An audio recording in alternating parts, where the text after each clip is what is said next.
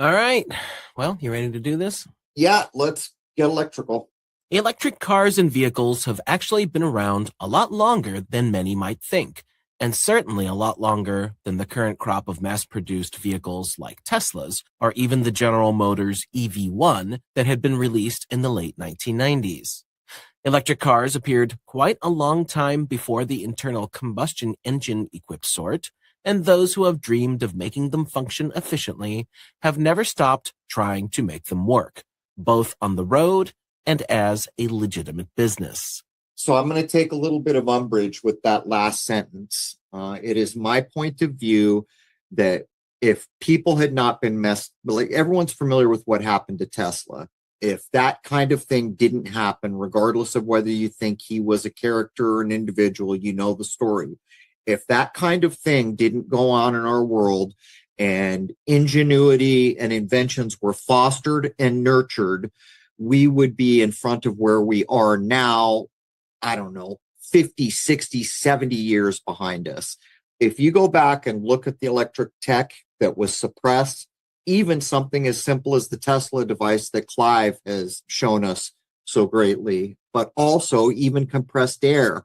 If you go back to the Victorian era and look what they were pulling off with compressed air, it's mind boggling. So the point I would make here is the oil folk or the folk who control things absolutely put a stopper in the bottle every time any superior tech came around. As a matter of fact, we could have had cars running on water, and this is not a guess, at least from the 70s. I think the first time I heard and have recently seen the people who did, I think it was the 70s, where they were developing engines that could run on water. Well, I'm of the mind that, and we've discussed this before, of course, in the late 1800s, early 1900s, there were people, Nikola Tesla being the best example, but there were others, who were kind of figuring out how things really do work in this universe.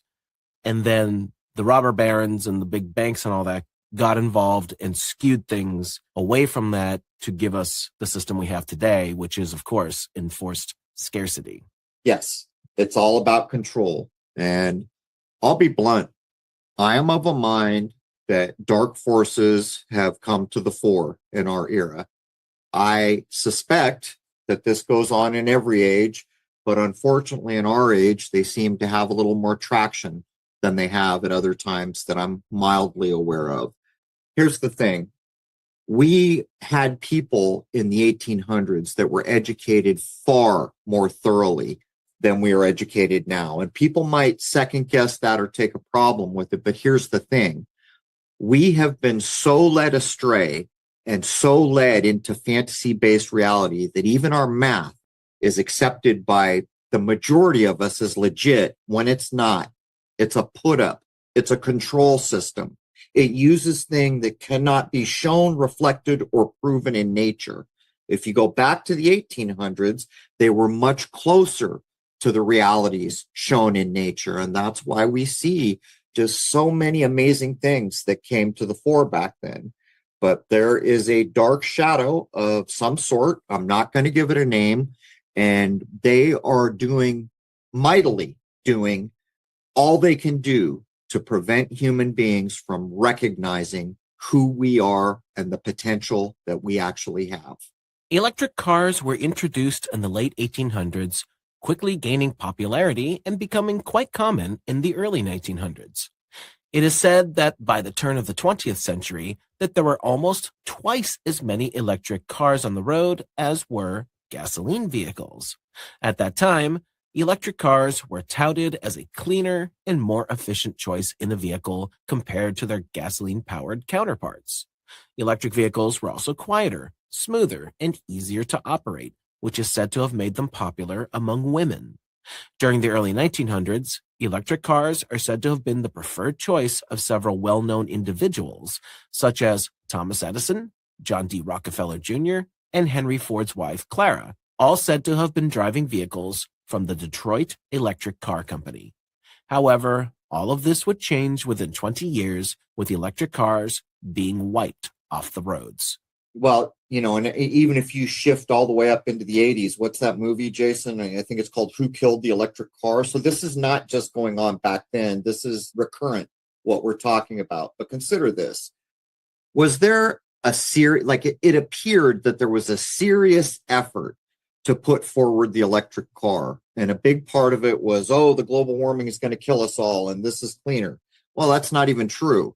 The electricity that drives them, many people have done the work to show it's just not true. It's as dirtier than anything else. And that doesn't even start to talk about the manufacturing of batteries. But here's my point. I think, I don't remember, was it Ford or one of the big car companies recently, I think, said they're not even going to make electric cars. But when you look at the infrastructure that was supposedly going to back up the big push for these electric cars, it's laughable. And people who did the math began to realize that the expense in certain conditions was off the chart. So it's almost like that now they're acting like they're going to put the electric car forward, but there's another agenda because the infrastructure and the cost and the business model, it's not serious. It's just not serious. It doesn't add up. Yeah, it's Ford. They're pivoting away from EVs and making a much stronger move towards hybrids. Yeah, so what's that mean? You're bad mouthing gas, and then you're saying, well, we'll use 50% gas or whatever they want to say. My neighbor got, is it a Bolt or a Volt? I think it's a Bolt. It's not a very big car. Chevy Volt. Volt. It takes him all damn night to charge his car, and his range is 150 miles if he wants to get home. You can get roughly 150 miles away if you want to make it back home. And as I looked into this, it was claimed that if you wanted to spend $800,000 on a car, you could get one that charges in 15 minutes. So again, we see absolute control being exerted over this tech that they're acting like is the savior for our environment and everything else. What's actually going on is there's other agendas, and all the agendas have to do with control, and everybody knows this now. And so, add one and one. What is the actual agenda? Is it to get us on electric cars, or is it somehow perversely connected to the efforts to control everyone everywhere? The thing that is needed to make any electric vehicle function is some sort of battery setup. The modern usage of the term battery comes from Benjamin Franklin in 1749 while doing experiments with what were called Leyden jar capacitors. He grouped multiple jars together and called them a battery, after the military term of weapons functioning together. He was putting multiple jars together to get more available power upon discharge. The first electrochemical battery, which is along the lines of what is used today, was built by Italian physicist Alessandro Volta in the year 1800. It was called the voltaic pile and was a stack of copper and zinc plates that were separated by brine-soaked paper discs. This method could produce a steady current of electricity for a considerable length of time. At the time, he did not understand that the voltage that was being produced was coming from chemical reactions. In his mind, he thought that he had discovered an inexhaustible source of electric energy, and that the corrosion effects he was witnessing were merely a nuisance, and as opposed to the consequences of the occurring reaction, which of course made it a very finite energy resource. While impressive for the time period, these early batteries were too inconsistent with their voltage fluctuations, and the first practical use cell came along in 1836, invented by British chemist John Frederick Daniel, and was called the Daniel cell. This style of battery saw widespread adoption as the industry standard and was used as a power source for the electrical telegraph networks that were becoming commonplace starting in the 1840s. Rechargeable batteries became available around 1859, which would greatly assist with the concept of electric-powered vehicles. Toward the end of the 19th century came the invention of dry cell batteries, which replaced the previous liquid electrolyte style with a paste, which made portable electrical devices possible by being considerably less fragile and much safer. Battery technology, of course, would keep improving from there. So most people aren't old enough to remember when I was young, driving my first car, you would pull into a gas station, the attendant would come out, he'd do things like check your oil, check your tire pressure, and wait for it, check your liquid level in your battery and fill it up if it needed it. But let's back up a little bit here to what Jason was saying.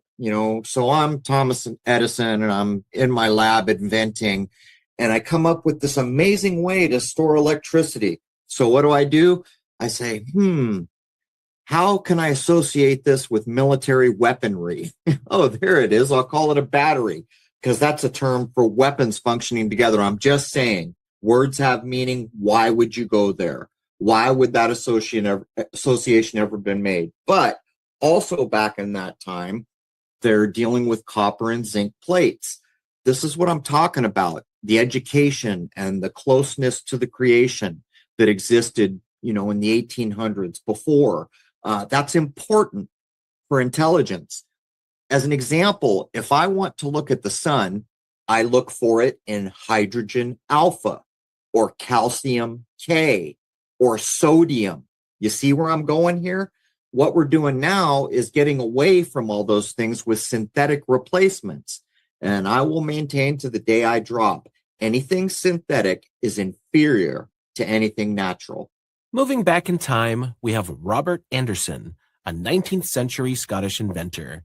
He created the first crude electric carriage in Scotland sometime between the years of 1832 and 1839. The carriage was powered by non-rechargeable primary power cells, or galvanic cells, early batteries that would have to be discarded after used. Another Scot named Robert Davidson of Aberdeen constructed a prototype electric locomotive in the year 1837. A bigger and better version that was demonstrated in 1841 could go 1.5 miles at 4 miles per hour while towing 6 tons, after which it needed new zinc acid batteries. This impressive performance alarmed railway workers quite greatly because they saw it as a threat to their jobs tending steam engines, which led them to destroy Robert Davidson's devil machine, which he had named Galvani. So here it is again. You have a generation of people that are closer to nature, and what they perceive is an affront. Now, the source for this material is saying, oh, they were afraid from their jobs, but you can look at almost any period of time. The other night, I saw an old movie which was about a father who grew up his life before there were cars, but his son is living right as cars come online. And they show that division of the people used to the horse, used to the natural way of doing things, and calling the car stinkers and all these other things. But here we are again. This is 1837, and they're going 1.5 miles at 4 miles per hour, and they're hauling 6 tons. If that would have been allowed to develop at any level, where would we have been by the time I was born? Way ahead of where we are now. Stuck in fossil fuels, as they like to call them. Since batteries that could be recharged came along in 1859, the electric car idea became more viable. Around the year 1884, an inventor named Thomas Parker helped deploy electric-powered trams and built prototype electric cars in England. By 1890, a Scotland-born chemist who lived in Des Moines, Iowa, named William Morrison, applied for a patent on the electric carriage he had built, possibly as early as 1887. This electric carriage appeared in a city parade in 1888, according to the newspaper The Des Moines Register. This conveyance had front-wheel drive, 4 horsepower, and a top speed of 20 miles per hour was reported. It used 24 battery cells that required to be recharged every 50 miles. William Morrison's self-propelled carriage was considered a sensation at the 1893 Chicago World's Fair. Morrison was actually more interested in the batteries than in the mobility of a vehicle, but because of his achievement, he sparked the imagination of other inventors. So let me get this straight. We're in the late 1800s. They can go 50 miles before they need to recharge, and my neighbor's going 150 before he's got to turn around and come home. So I'll be fair. It's claiming he has a range of 300, but then he has to charge. It's beyond 12 hours. He was talking to me about it. But let's back up a minute where they talked about patents. Ironically, I was watching some clips on the guys who invented things like the water engine and other things. And there was a common thread through all these guys who were suppressed, who had brilliant inventions, which were superior to the gas engine that they were threatening. What they said was, if you ever invent anything, do not patent it, because if it matters, you will lose it. And as I listened to this over and over again, it became clear that that's one of the ways they control new tech. They just have spies or monitor the patent office. But what do we know about Einstein? Where did he work in his early career? I'm just saying. So if it is true what these individuals put forward, we've all been taught that when we invent something cool, oh, well, you've got to protect it or someone rich will just steal it from you. You've got to go patent it. And it turns out that's exactly how they, or one of the ways they've been controlling the tech, is waiting to see the patents pop up for things that might be what they don't want. The first commercial EV effort was known as the Electrobat. It was invented by Pedro Salom and Henry G. Morris out of the city of Philadelphia, and adapted technology that existed from battery electric streetcars and boats. They received a patent for the Electrobat in 1894. At first, the Electrobat was quite heavy and slow, much like a trolley car. It even had steel tires and had to cart around 1,600 pounds of batteries. The Electrobat would evolve to using pneumatic tires and lighter materials so that by the year 1896, their rear steer carriages used two 1.1 kilowatt motors to move 25 miles with a top speed of 20 miles per hour. Electrobats, along with another electric vehicle that was first built in 1887 by Andrew Riker, won a series of 5-mile sprint races against gasoline-powered Duryea automobiles in 1896. Morris and Salom incorporated that year and moved to start profiting from their invention. Having built a few electric, what were called hansom cabs, to compete with the horse-drawn vehicles that then served New York, they sold the idea to Isaac L. Rice, who incorporated the Electric Vehicle Company in the state of New Jersey. Rice then began to attract big money investors and partners. By the early 1900s, they had more than 600 electric cabs operating in New York, along with smaller fleets in Baltimore, Boston, and several other eastern cities. In New York, the downtime it took to recharge the vehicle's batteries had to be addressed, which was done so by converting an ice arena into a battery swapping station. It was set up so that the electric cab could drive in, swap out spent batteries with a charged set, and go back to work. It is said, however, that the company expanded too quickly and ran into unforeseen conflicts among investors and partners, with the whole taxi venture collapsing by 1907. EVC's battery supplier, which was one of the investors and partners, became what is still around today as Exide Technologies, still manufacturing batteries. Another manufacturing partner, Albert Augustus Pope, who was a gasoline car manufacturing pioneer, took the technology and applied a name from its thriving bicycle business, Columbia, to a run of cars for public sale. Columbia reached the 1,000 units built milestone well before the more well-known names of mass manufacturers in Detroit, Henry Ford and Ransom Olds, who put their names in the history books. The obstacles that Albert Augustus Pope faced in his efforts to bring quiet and clean-running electric cars to market foreshadowed the numerous challenges that later automakers would face. Well, I can read between the lines, and so his bicycle business gets called Columbia. There's the tell. In my view, that makes him almost certainly part of the gang that would like to control things like this. And if we back up, they talk about this business with electric hansom cabs and all the benefits, but then suddenly they give us the excuse, but they ran into unforeseen conflicts and they expanded too quickly. These are issues that could be solved. It seems to me that what I see written here implies that somebody put the kibosh on it. So by the time I get down to Pope, who's naming things Columbia, I am suspicious that the powers that be put the brakes on this endeavor. The Detroit Electric was an electric vehicle produced by the Anderson Electric Car Company in Detroit, Michigan. The company built 13,000 electric cars from 1907 to 1939. Anderson had previously been known as the Anderson Carriage Company up until 1911. They had been producing carriages and buggies since 1884.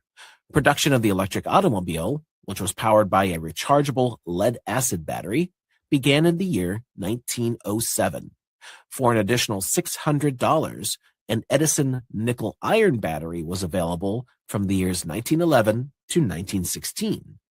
The cars were advertised as reliably getting 80 miles per battery charge, although it was reported that in one test that a Detroit Electric ran 211.3 miles on a single charge.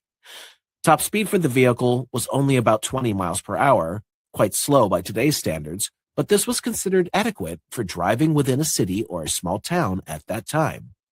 The Detroit Electric was mainly sold to women drivers and physicians, both of whom desired the dependable and immediate start of the car without the physically demanding hand cranking of the engine that was required with early internal combustion engine automobiles. Since electric vehicles were expensive, they were targeted at wealthier folks, with a statement of the car's refinement being subtly made to prospective buyers through its design, which included the first use of curved window glass in a production automobile, which was an expensive and complex feature to produce. The company's production was at its peak in the decade of the 1910s, selling around 1,000 to 2,000 cars a year. Towards the end of that decade, sales of the Detroit Electric were helped by the high price of gasoline during World War I. In 1920, the name of the Anderson Company was changed to the Detroit Electric Car Company as the car maker separated from the body business.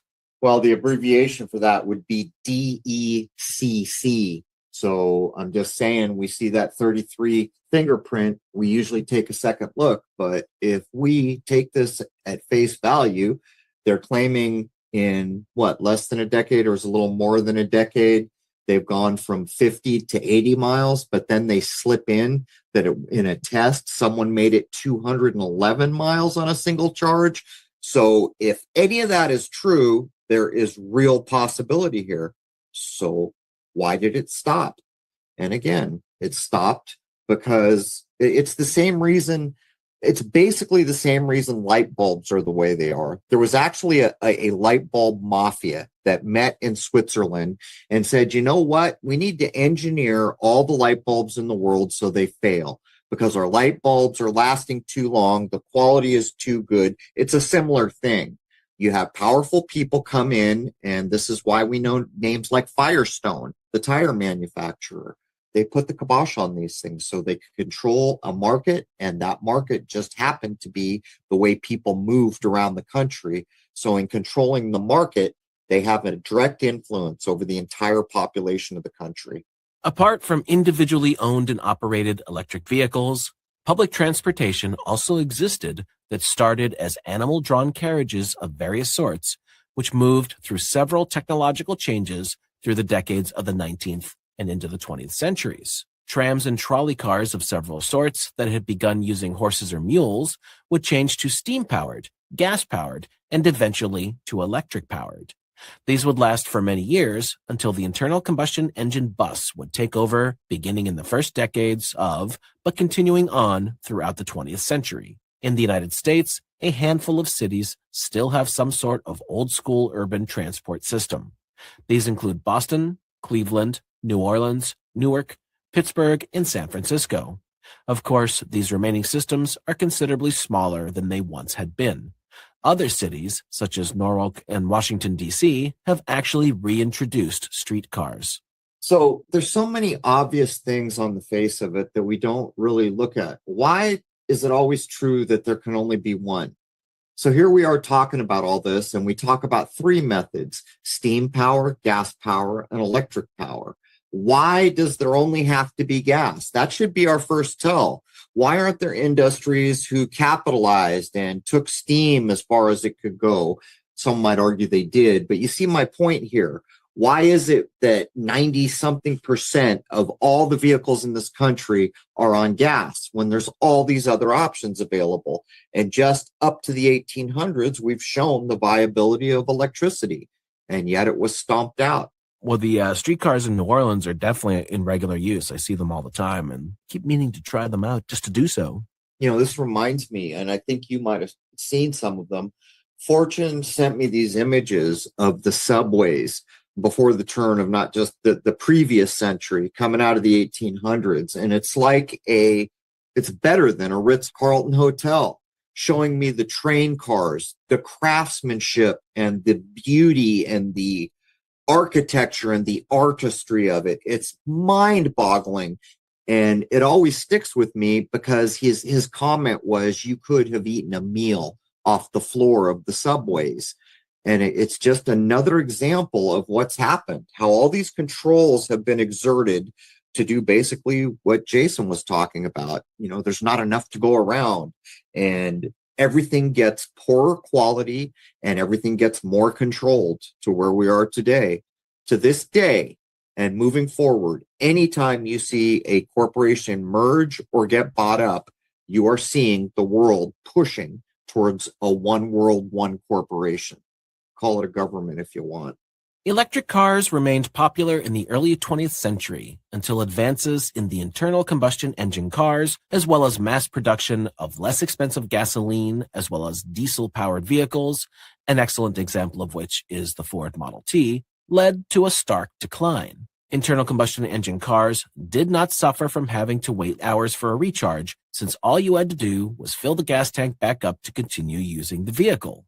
However, one could consider the real decisive moment had come when the electric starter motor was invented around 1911-1912 by Charles Kettering, which began to be regularly fitted to new production vehicles. This invention replaced the rather laborious hand-cranking method that previously had to be used to get an internal combustion engine started.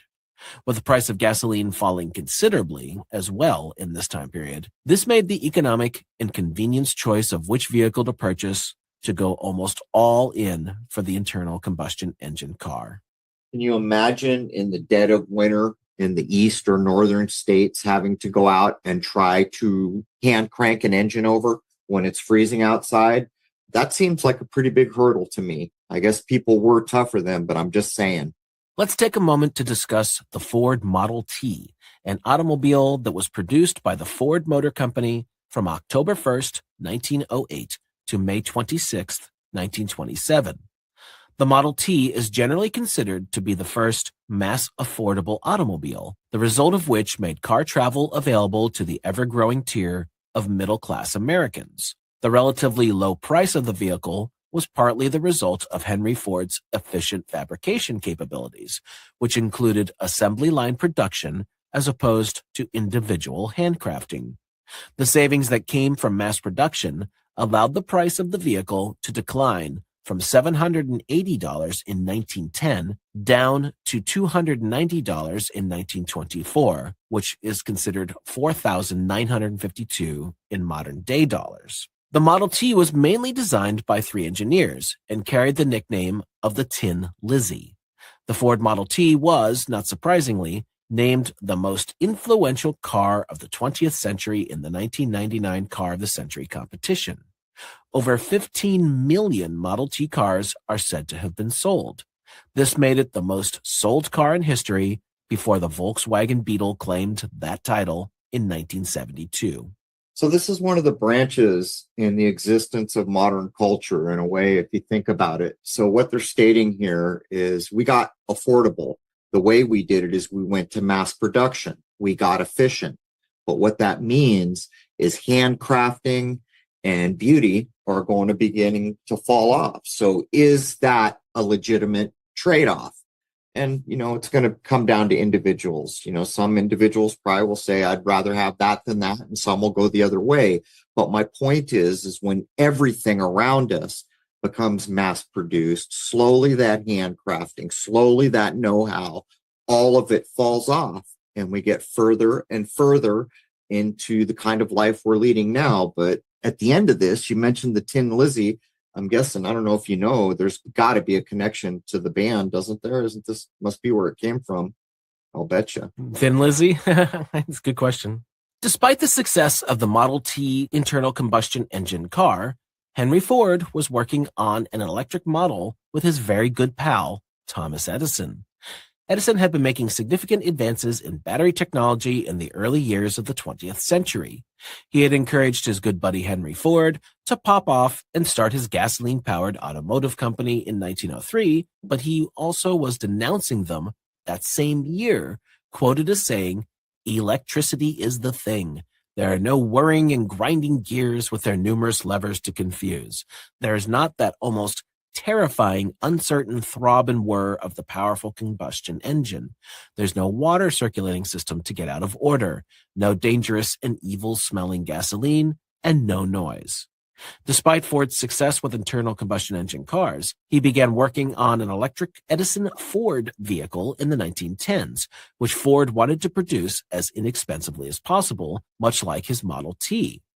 Edison was later quoted as saying, "I believe that ultimately the electric motor will be universally used for trucking in all large cities and that the electric automobile will be the family carriage of the future. All trucking must come to electricity.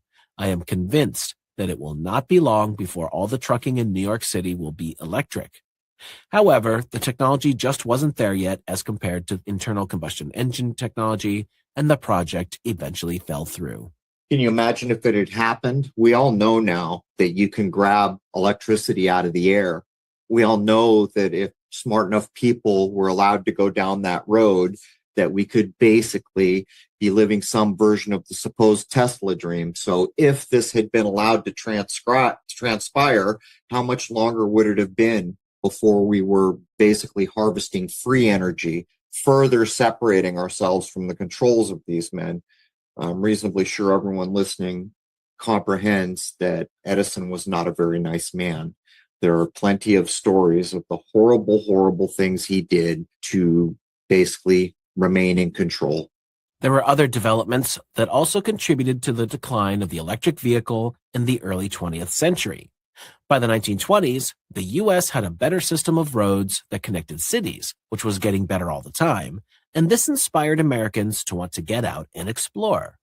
There's also the discovery of Texas crude oil, which made gas to become quite inexpensive as well as readily available, even for rural Americans, and so gas filling stations began to pop up all across the country.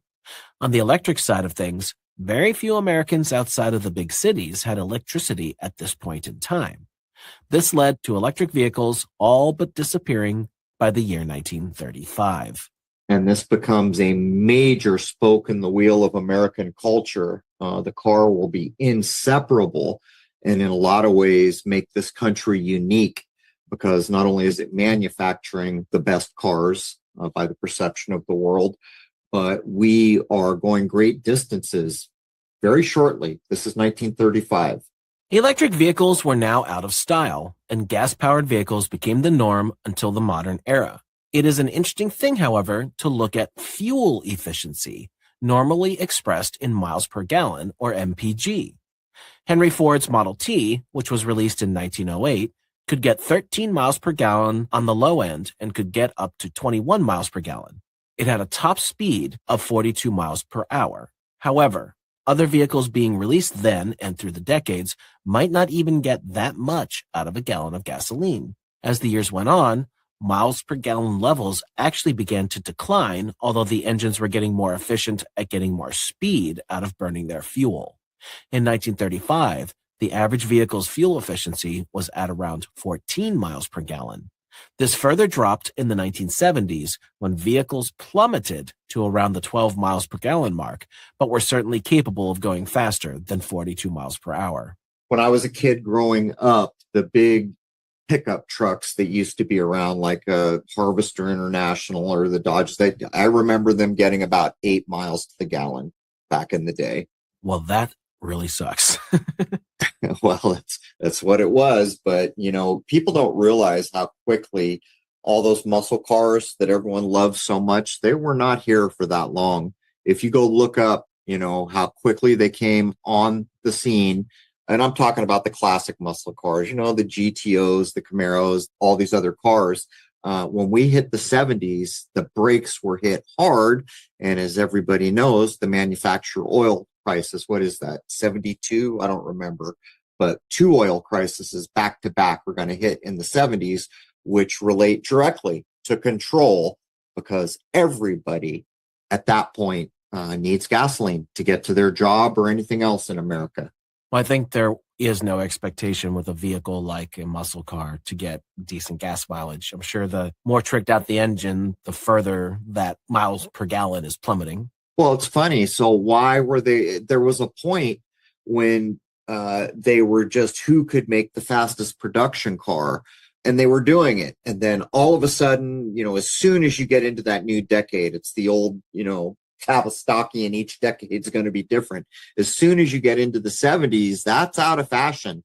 Now you need a catalytic converter. Now you need, we're going to do the unleaded oil. All these changes they keep doing, which are basically reducing horsepower and other things. I don't know if this is true, but I thought I remembered when I was young that it was illegal for a production car to have something like more than maybe it was 400 horses. I don't know.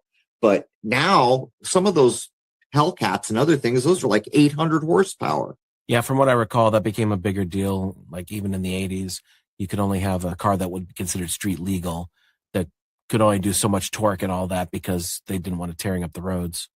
Back in the day, as we pulled out of the 60s, it was reflected in Hollywood. There was always a muscle car in the films, many of the films. And it was like part and parcel of the culture to get out on the freeways, go interstate, go on long trips for vacations for families. It was part of the culture. And as the 70s rolled in, change came quick.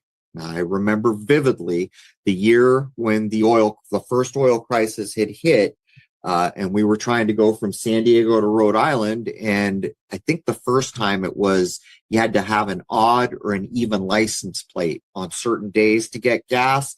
Then there were times when you could only fill up halfway. It was a whole thing. But we later found out it was like everything else in our world. It was manufactured. It was created. As the Arab oil embargo started creating a worldwide shortage in the 1970s, fuel prices began to skyrocket and availability began to be an issue. This would lead to fuel economy being a large selling point for new vehicle designs. Even today, the average car isn't actually that much more fuel efficient than cars of yesteryear, although they certainly can hit far better top speeds. The average vehicle today has a range of between 20 and 30 miles per gallon, very similar to what was being seen in the 1920s. Part of this is because cars are quite a bit bigger these days. In 1982, the average car weighed in at around 3,000 pounds. By 2006, the average car was approximately 500 pounds heavier, with this figure continuing to rise, depending on the style of vehicle, most especially with SUVs and trucks. There are numerous safety features as well as technological advances that play a big part in contributing to the weight of a modern vehicle, but certain modern insertions are said to improve fuel efficiency.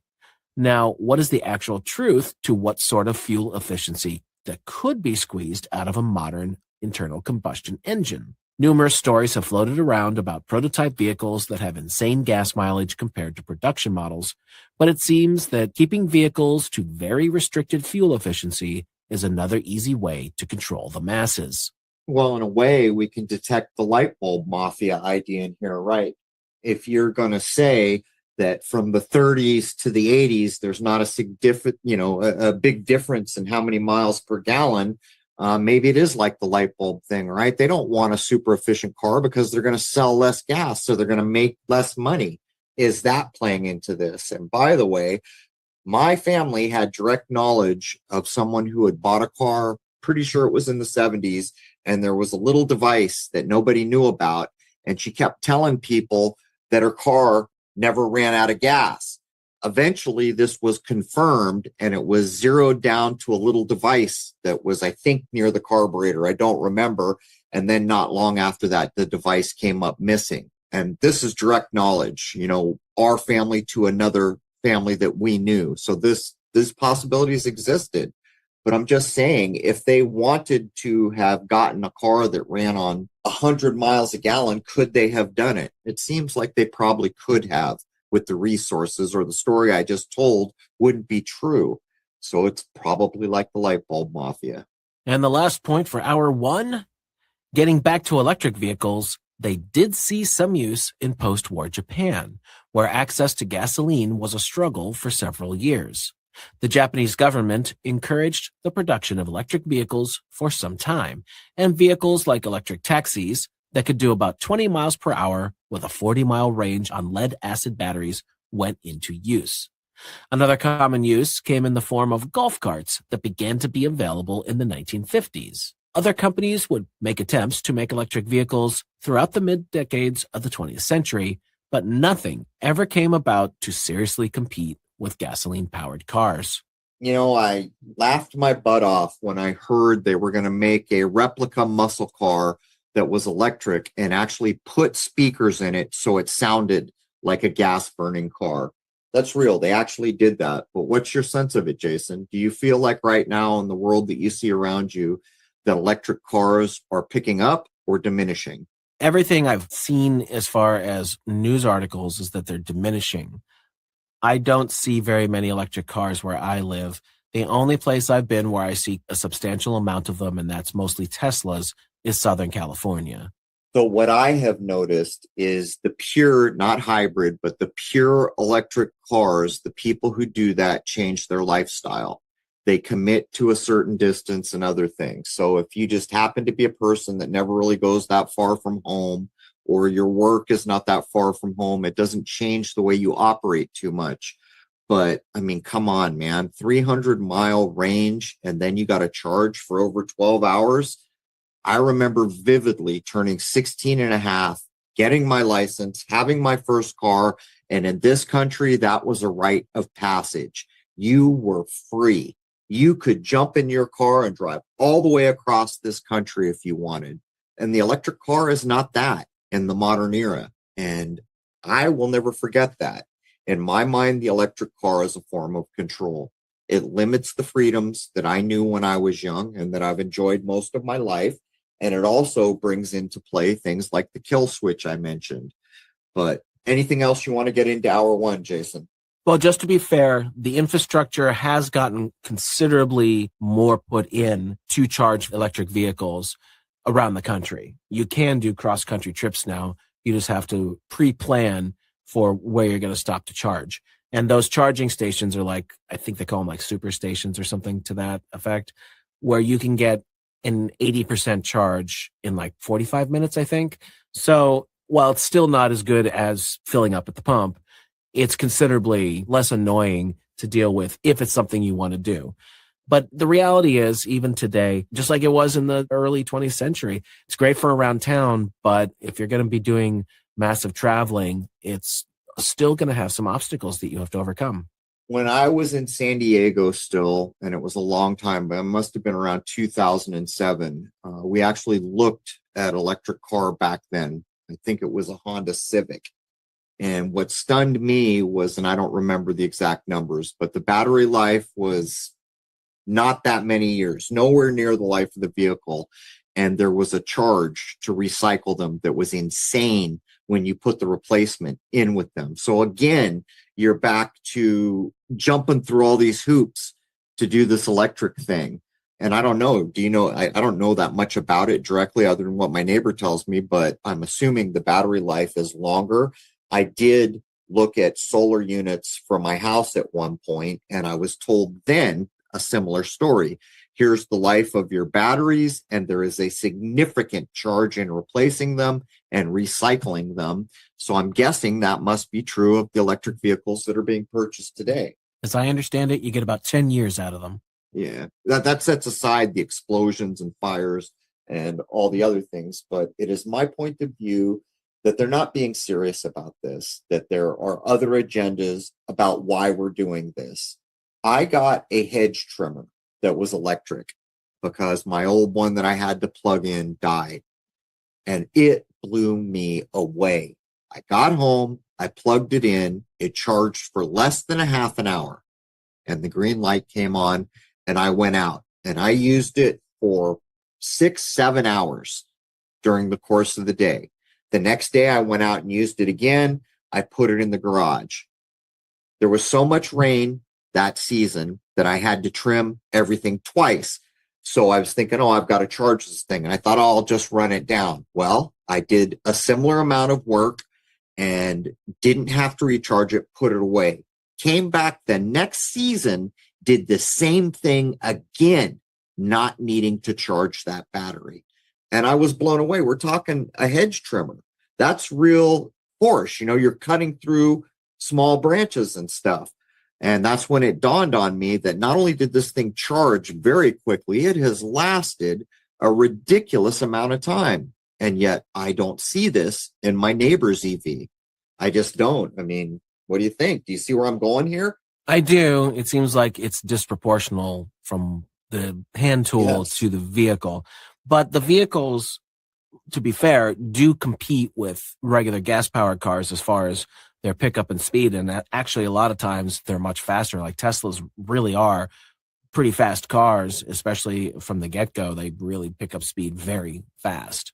I was under the impression a gas-burning vehicle, like a regular gas-burning vehicle, doesn't touch an electric vehicle because all the energy is available instantaneously. I could be wrong because I'm not a gearhead, but I was under the impression that electric vehicles are much quicker than gas-burning cars. That's what I mean. Your pickup from the get-go is pretty darn fast. And again, you're pushing a vehicle to do 50, 60, 70, even 80 miles per hour. I mean, some people drive pretty fast. That's a significant use of battery. So that's where you're seeing the depletion and not being able to compete for several hundred miles of charge. And range anxiety was the biggest problem. And as I said, I was quite surprised when I pulled up a map just how much infrastructure has been put in for these things.